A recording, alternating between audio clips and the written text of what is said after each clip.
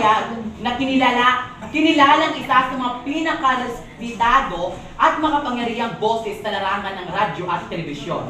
Sa mahigit 5 dekada na tapat at masigasig na paglilingkod sa media, naging simbolo niya ang katotohanan, integridad at dedikasyon sa pagbabalita.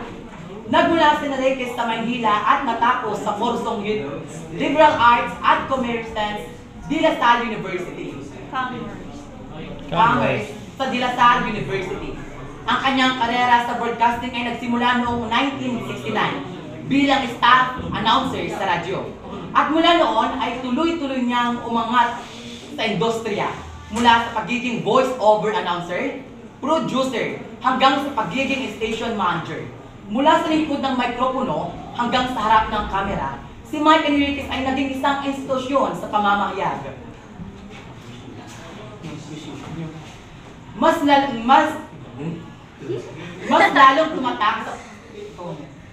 lalong tumatak sa sambayanang Pilipino ang kanyang pangalan bilang angkor ng pangunahing programang balita sa GMA Network gaya ng 24 oras, saksi at investigador. Sa mga programang ito, ipinamalas niya ang kanyang matapang at walang kinikilalang estilo ng paghahatid ng balita at pagsusuri ng mga isyu ng bayan. Kilala rin din siya sa kanyang malalim na boses, may tatak na pagbigkas at mga iconic na linya tulad ng "Excuse me po" na naging bahagi ng mga pop culture sa bansa. Sa larangan ng radyo, naging matatag siya ang haligi ng DZBB sa programang Super Balita sa umaga at saksi sa Double B, kung saan naging boses siya ng mga karaniwang Pilipino, magpamatyag, mapanuri at laging handa ipagtanggol ang katutuhan.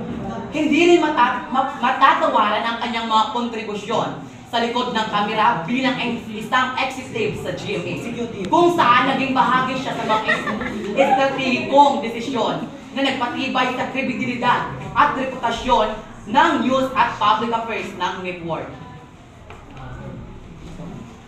Pinag-aralan ng lokal at international awards, kabilang na ang prestihiyosong